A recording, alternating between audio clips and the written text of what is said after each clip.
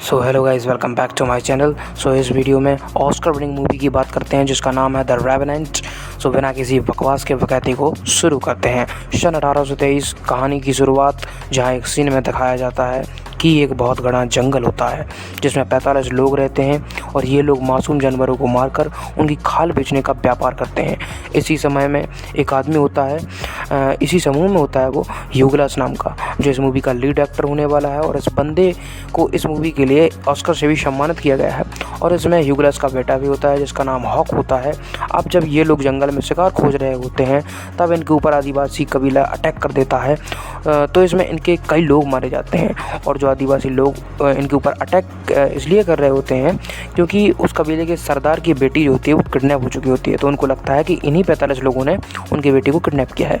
But इस बीच इस हाथापाई में इनके बहुत से लोग मारे जाते हैं, तो केवल 10 लोग ही बचते हैं। इसके बाद ये लोग अपनी नाव के सहारे से वहाँ से निकलने लगते हैं, लेकिन खतरा अभी टला नहीं था क्योंकि ये सब जानते थे ये इलाका उन्हीं आदिवासियों का है और वो इन पर घात लगाए बैठे होंगे।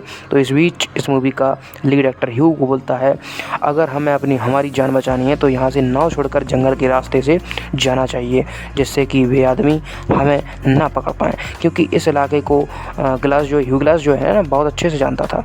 और ये लोग अपनी नाव में कुछ सामान रख के नाव को आगे छोड़ देते हैं ताकि आधी मानव इनकी नाव देखकर विचलित हो जाए, जिससे कि इन लोगों को जंगल से भागने का मौका मिल जाए। देन फिर क्या था, ये लोग आगे निकल पड़ते हैं जंगल की ओर। देन आगे जाके देखते हैं कि इनको बहुत ज़्यादा रात में ठंड का सामना करना पड़ता है, क्योंकि यहाँ की ठंड जो है बहुत ख़तरनाक होती है और इनका घर का रास्ता कई हफ्तों का है, तो इनका सामना जो है ठंड से होना ही था।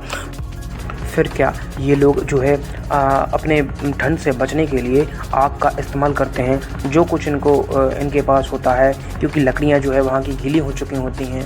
तो इनके पास जो भी कुछ सूखा होता है उससे आग लगाते हैं और अपने शरीर को गर्म रखने का प्रबंध करते हैं ताकि इनके शरीर में ज़्यादा ठंड न लगे, सर्दी न लगे, जिससे आराम से आसानी के साथ अपनी रात को गुजार सकें। तो इस कारण ये अपनी रात को गुजार लेते हैं। देन इसके बाद कुछ अगले सीन में दिखाया जाता है कि ये जो आदिवासी कबीले होते हैं, ये जो इनकी नाव होती है उसको नाव को पकड़ लेते हैं। देन उसमें देखते हैं ये लोग तो उस नाव में कुछ नहीं होता है, क्योंकि ये लोगों का प्लान होता है, उस नाव में कुछ भी नहीं होता है। फिर देन इनमें से एक बोलता है कि उन लोगों के उत्तर की तरफ उन लोगों के पैरों के निशान हैं। तो ये आदिवासी कबीला उत्तर की तरफ चलने लगते हैं और उनको पकड़ने के लिए निकल पड़ते हैं। और जैसे ही निकलते हैं तो अगले सीन में दिखाया जाता है कि इन लोगों के पास रात फिर हो चुकी होती है, तो ये लोग विश्राम कर रहे होते हैं रात में। देन इसके बाद मॉर्निंग में इनका जो ह्यूज नाम का बंदा होता है वो सुबह रास्ता ढूंढने लगता है। देन उसको देखता है ये कि सामने भालू वगैरह है, भालू के छोटे छोटे बच्चे हैं। और जैसे ही वो देखने लगता है कि सामने बहुत बड़ा भालू आ गया है, वो देन इसके ऊपर अटैक कर देता है। इसकी बंदूक भी फिक जाती है। देन इसके ऊपर अटैक करने के बाद वो बहुत मारता है, इसकी बहुत बुरी हालत कर देता है, इतनी बुरी कि क्या हो गया हूँ। धीरे धीरे ये अपनी बंदूक को कैसे तैसे करके उठा लेता है। देन इसके बाद भालू फिर से अटैक कर देता है और इसकी एक गोली का फायर भी हो जाता है, बट भालू तो भालू ही है। देन इसके बाद वो भालू इसके ऊपर अटैक करता रहता है अगेन एंड अगेन। इसके ऊपर इतनी बुरी हालत कर देता है इसकी। एंड देन भालू जो है तीसरी बार इसके ऊपर अटैक करने वाला होता है, ये चाकू निकाल लेता है और देन भालू इसके ऊपर तीसरी बार भी अटैक करता है और गले पर चढ़ जाता है। देन ये जो है एक चाकू मारता रहता है कंटिन्यूसली, बट गले में जो है घाव कर देता है और भालू इसके ऊपर ही गिर जाता है। देन उनके जो आर्मी के और भी लोग होते हैं ना, वो आके जो है भालू को उसके ऊपर से उठाते हैं और फिर इसको देखते हैं, अपने ह्यूज भाई को देखते हैं कि आखिर क्या हुआ है। देन इसके साथ वो उसका इलाज वगैरह भी देखते हैं। भालू तो वैसे भी मर चुका होता है, बट ह्यूज भी लगभग मर चुका होता है। उसके पास कुछ ही लाइफ बची होती है, उसका गला जो है ख़त्म हो चुका होता है। उसको ये लोग सिल देते हैं इनके साथ ही। और सिलने के बाद ह्यूज का बेटा रोने लगता है उसकी हालत देखकर, बट ये लोग जैसे तैसे संघर्ष करते रहते हैं। और फिर अगले सीन में दिखाया जाता है कि इन लोगों के पास जो कुछ इन लोगों की खालें वगैरह थी उनको बेचकर बंदूकें वगैरह ले लेते हैं और घोड़े वगैरह ले लेते हैं, जिससे इन लोगों को और परेशानी होने वाली है अब। तो इन लोगों के लिए परेशानी बढ़ती ही जा रही है। वहाँ एक और ह्यूज भी बहुत बुरी हालत में है, जख्मी हालत में है, जिसको सारा रास्ता पता है। फिर ये लोग आगे जैसे तैसे ह्यूज को स्ट्रक्चर पर लेटा के आगे ले जाते हैं। वहाँ पे बर्फ़ की चढ़ाई भी होती है। देन ह्यूज को चढ़ाने में बहुत मुश्किल हो रही होती है। तभी इनकी टीम का जो कैप्टन होता है वो ह्यूज पर बंदूक तान देता है और कहता है कि इसका एक ही इलाज है, ह्यूज को ख़त्म कर दो जिससे हम आसानी के साथ चले जाएं। बट ह्यूज का जो बेटा होता है वो एकदम से रोने लगता है और कहता है प्लीज़ मेरे पिताजी को मत मारो। दैन कैप्टन रुक जाता है, उसे भी सोचना पड़ता है कि हाँ इसका बेटा भी तो है, ये भी सही कह रहा है, कैसे किसी को मारा जाए। दैन इसके बाद जो है कैप्टन कहते हैं कि जो भी ह्यूज को यहाँ पे ह्यूज के साथ रुकेगा उसको $70 मिलेगा, $70 मिलेगा जो भी रुकेगा। दैन वहाँ पे जो एक बंदा होता है जिसका नाम फिट्स होता है, तो वह कहता है कि $70 में क्या ही होगा, $70 में क्यों ही जान का खतरा बनाए। तब कैप्टन $100 के लिए बोलता है और जो बेटा होता है ह्यूज का वो और एक आदमी और बोलता है कि मैं भी अपने $100 दे दूंगा फिट्स को। दैन फिट्स ओके बोल देता है। तो इसके बाद अगले सीन में दिखाया जाता है कि ये तीनों लोग रुक जाते हैं और फिट्स जो है अपना चालाक दिमाग चलाता हुआ अगली सुबह मौका पाते ही, अकेला जैसे ही इसको मौका मिलता है, ये जो है ह्यूज को मारने की प्रबंध करता है। दैन ह्यूज से कहता है कि अपनी आंखों को झपकाओ अगर तुम मरना चाहते हो, जिससे हम सबकी जान बच जाएगी, हम सभी खतरे में है, तुम्हारा बेटा भी। तब ह्यूज बिल्कुल भी आंखें की पलकें नहीं झपकाता क्योंकि उसे मरना नहीं था। तब फिट्स बोलता है कि कोई बात नहीं, मैं ही तुमको मार देता हूँ, और उसका जो है नाक वगैरह पकड़ के उसको मारने की फुल कोशिश करता है। ये इस तरीके से ये मारने लगता है। दैन फिट्स का जो है जो ह्यूज का जो बेटा होता है वो एकदम से आके बंदूक का पीछे का हिस्सा इसकी सर में देता है और फिर इन दोनों में हाथापाई हो जाती है। दैन इन दोनों में हाथापाई होते होते फिट्स का जो फिट्स होते हैं ना, जो उसके बेटे को मार देता है, एकदम से बंदूक छुड़ा के उसमें चाकू भोंक देता है और उसके ह्यूज के बेटे को एकदम से मार देता है। ह्यूज दर्द में करार रहा होता है पर वो उठने की हालत में नहीं होता है, वह अपने केवल बेटे को मरते ही देख सकता था, सो मरने देता है। फिर से इसके बाद उसके बेटे को मारकर उसकी लाश को ठिकाने लगा देता है और ठिकाने लगाने के बाद कुछ प्रबंध करने के बाद जो दूसरा बंदा आता है उसको फिट्स बताता है कि उसका तो कोई पता नहीं है ह्यूज के बेटे का। अब ह्यूज का जो पापा होता है वो कुछ बता नहीं सकता उस तीसरे बंदे को क्योंकि उसका गला कटा हुआ है। देन इसके बाद अगले सीन में जो है दिखाया जाता है कि ये लोग फिट्स जो है कहता है आदि मानव का फौज यहाँ पे आ रहा होता है, जल्दी से ह्यूज को यहीं पे गाड़ देते हैं और उसका क्रियाक्रम यहीं कर देते हैं और जल्दी से हम लोग चलते हैं, नहीं तो हम लोगों की भी जान का खतरा हो सकता है। देन उसको घसीट के और एक गड्ढा खोद खाद के ये फिट्स जो है ह्यूज को डाल देता है कि ये तो वैसे भी 1 घंटे में मर ही जाएगा और इसलिए हम लोग निकल पड़ते हैं यहाँ से। देन इसके बाद गड्ढा खोद खाद के यहाँ से निकल पड़ता है और वो तीसरा बंदा भी सहमा सा निकलने लगता है कि चलो ठीक है, अगर ऐसा है 1 घंटे में ये मर ही जाएगा तो हम लोग क्यों ही जान का खतरा बनाएं। बट वो तीसरे बंदे को थोड़ा थोड़ा बहुत दुख होता है, लेकिन वो इसके जो फेवरेट चीज़ होती है बोतल होती है उसको ऊपर रख के चल पड़ता है। और देन फिर अभी भी ह्यूज में थोड़ी सी जान बची होती है। देन ह्यूज जैसे तैसे करके उस गड्ढे से निकलकर बाहर आ जाता है और बाहर आने के बाद बहुत ही मुश्किल में उसका गला कटा है, बहुत जख्मी हालत में है, अपने बेटे के पास आकर उसे रोने लगता है उसके पास आके क्योंकि उसका बेटा कत्ल कर दिया होता है। देन इसके बाद वो घसीटते एक मछली का मांस होता है जो कि कई दिनों का पड़ा होता है, उसे खाने लगता है क्योंकि भूख होती है। देन इसके बाद वो देखता है कि पास में ही नदी होती है। देन वो नदी के पास पहुंचता है और अपनी प्यास बुझाता है, बट पानी जो है उसके गले से निकलने लगता है क्योंकि उसका गला कटा होता है। देन उसके बाद थोड़ा सा बारूद लेता है वो और घास लेता है और अपने गले में लगा लेता है। इसके बाद आग लगा लेता है अपने ही गले में, जिससे कि एकदम से चिंगारी दिखती है और उस दर्द के कारण वह बेहोश हो जाता है। तो उसने ऐसा इसलिए किया जिससे कि उसका थोड़ा बहुत गला जुड़ सके, बट इस गला तो जैसे जुड़ेगा या ना जुड़ेगा बट उसका बेहोशी हो जाती है उसे। देन वो अगली सुबह उठ के अपने आप को नदी के पास ही पाता है। देन वहाँ पे घास फूस से कुछ छोटी मोटी चीज़ों से वह अपना गुजारा करने लगता है। इसके बाद थोड़ी बहुत मछलियाँ वगैरह पकड़ के वो देखने लगता है और वहाँ पर आदिवासी कबीला आ जाता है, तो फिर वो दूसरे किनारे पर जा पहुँचता है वहाँ पर भी वो ऐसे ही सर्वाइव कर रहा होता है, थोड़ा बहुत खड़ा होने लगता है, चलने के लायक हो जाता है लकड़ी के सहारे से। और देन वो अपना गुजारा ही कर पाता है क्योंकि भूख बहुत जोर की लगी होती है। और फिर मछली एक आध मिल जाती है मछली, जिससे पेट का तो 2-4% ही हिस्सा भरता है। अब देन इसके बाद वो आगे जाके देखता है कि यहाँ पे आग लगी होती है, क्योंकि एक आदमी होता है जो कि किसी भालू को खा रहा होता है। देन उसके बाद वो इसके ऊपर तीर कमान टांग देता है कि तुझे मार दूंगा। देन इसके बाद ह्यूज बोलता है, प्लीज़ मुझे कुछ खाने को दे दो, कुछ खाने को दे दो, मैं कोई चोर नहीं हूँ, मुझे भूख लगी है। देन इसके बाद वो अपनी स्टोरी सुनाता है कि मेरे साथ ये सब हुआ।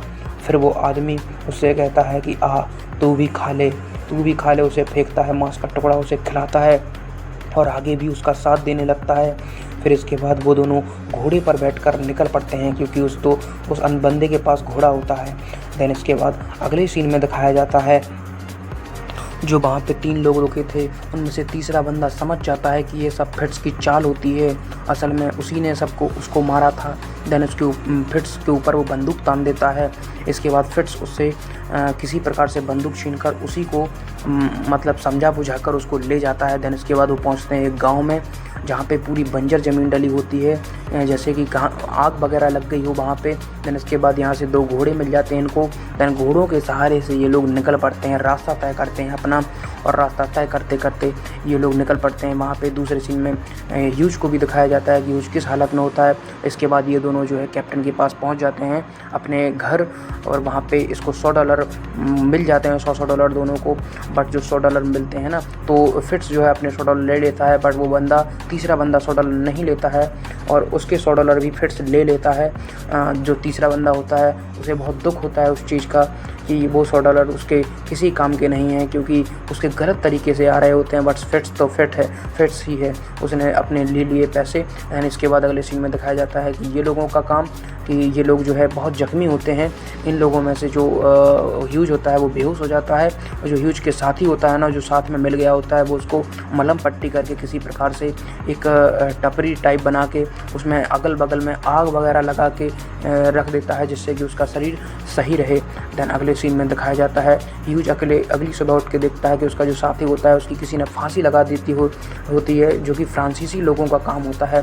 देन वो एक लड़की का रेप होते देखता है, तो अगले सीन में उसको रेप होती लड़की को बचाता है, और वहाँ से घोड़े पर बैठकर वहाँ से भाग जाता है ह्यूज, और फिर एक लकड़ी के पेड़ के नीचे बैठा होता है। देन देखता है कि वहाँ पे फिर से उन फ्रांसीसी लोगों का या आदिवासी लोगों का आक्रमण हो जाता है। देन वो घोड़े पर बैठ के फिर से भागने लगता है, बहुत ज़ोरों के साथ भागता है, और एक तरफ उसके पास खाई होती है जिससे कूदना होता है, और एक तरफ वो लोग। तो वो खाई से कूदना ही मंजूर करता है, क्योंकि वहाँ से तो उसकी मौत ही थी। खाई से जैसे तैसे कूदता है तो पेड़ के सहारे से वो नीचे गिर जाता है, और उसकी जो है 99% लाइफ ख़त्म हो चुकी होती है, और घोड़ा तो जैसे मर ही चुका होता है पूरा। और जो फिर उसमें 1% लाइफ होती है, उसके सहारे वो उस भालू की खाल जो थी उसकी वो छूट चुकी होती है। तो अब उसको ठंड के कारण वैसे भी मर जाता, लेकिन वो जो घोड़ा होता है उसमें से सारा मांस निकाल के उस घोड़े के अंदर लेट जाता है ताकि ठंड से बचा जा सके। देन वो जैसे तैसे उसमें फिट आके लेट जाता है कि आखिरकार उस ठंड से बचा जाए। देन अगले सीन में दिखाया जाता है कि एक फ्रांसीसी बंदा हेल्प के लिए वहाँ पे आता है कैप्टन के पास, और उसके कुछ पैसे वगैरह देता है, और पैसे के अलावा वो एक सीसी भी देता है, और उस सीसी को देख के कैप्टन समझ जाता है कि ये सीसी तो ह्यूज की ही है। देन वो बताता है कि वो सीसी उसे कहाँ से मिली है। देन इसके बाद कैप्टन समझ जाता है कि जो है फिट्स ने उससे झूठ बोला था, और ह्यूज का बेटा भी जिंदा है। जो है वो इसलिए फिट्स के इस गलत काम के द्वारा कैप्टन समझने के बाद कैप्टन खुद निकलता है घोड़े लेके, कुछ आदमियों को लेके। देन इसके बाद वो निकल पड़ता है, और जो है निकलने के बाद जंगल में देखता है कि उसे जो है ह्यूज नाम का जो लड़का होता है ना, वो उनका तो ह्यूज नाम का जो लड़का होता है वो उनको फिर से एक जगह मिल जाता है।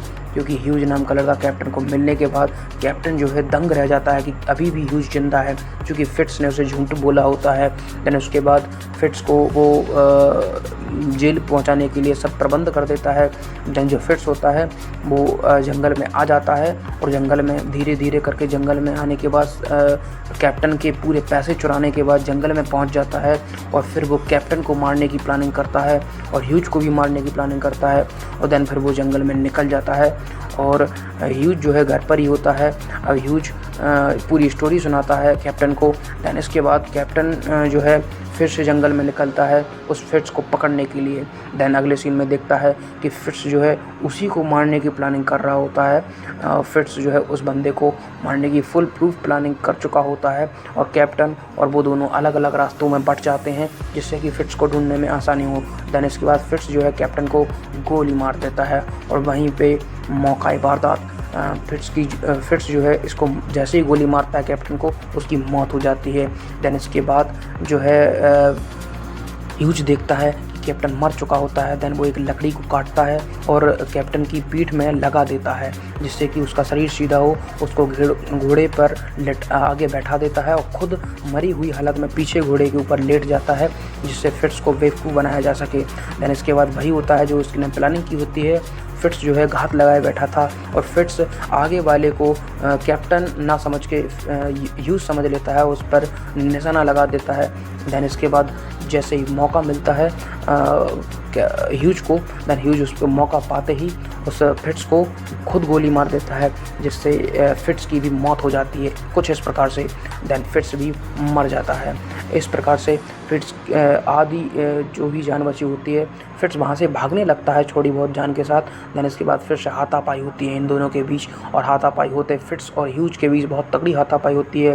देन यहाँ पे आदिवासी लोग फिर से आ जाते हैं और ह्यूज जो है सोचने लगता है अपने उस दोस्त के बारे में जिसने उसे मांस का टुकड़ा दिया था। उसने कहा था कि किसी के साथ गलत नहीं करना है, किसी को जान नहीं लेनी है किसी की, भगवान सब करेगा, भगवान निर्णय लेगा। देन उसके बाद वो उस आदमी को छोड़ देता है मरने के लिए कि फिट्स को कि तू जाने तेरा काम जाने। देन फिट्स जो है दूसरे किनारे पर पहुंचता है। देन कबीले वाले आदिवासी लोग उसको मार देते हैं। देन इसके बाद ह्यूज को भी वो मार सकते थे बट उसने देखा कि जो उस रेप हो रही लड़की को ह्यूज ने ही बचाया था उन फ्रांसीसी लोगों से, तो ह्यूज को वहीं पर छोड़ देते हैं। देन इस प्रकार से इस कहानी में ह्यूज का जो संघर्ष है वो दिखाया जाता है और फिर उसकी एंड में वाइफ दिखाई जाती है, वाइफ की जो आत्मा होती है वो दिखाई जाती है। देन इस प्रकार से इस कहानी का दी एंड हो जाता है। तो प्लीज़ सब्सक्राइब माई चैनल।